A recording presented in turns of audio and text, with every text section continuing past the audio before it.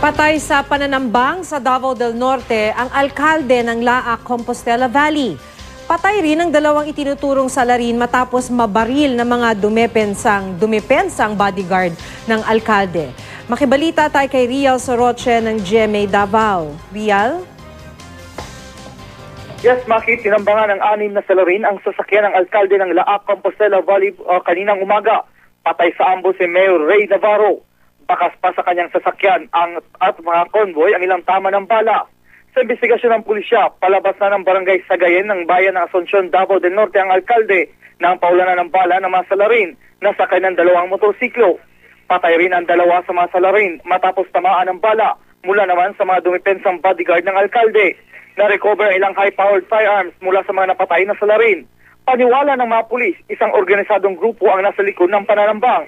Patuloy pa ang pagtugi sa mga nakatakas na salarin habang ginagamot sa ospital ang mga sugatang kasama ng alkalde. Tumanggi naman mo magbigay ng payag ang pamilya ng alkalde. Yan ang latest mula dito sa Davao City. Rial Soroche, Nagbabalita, Pilipinas.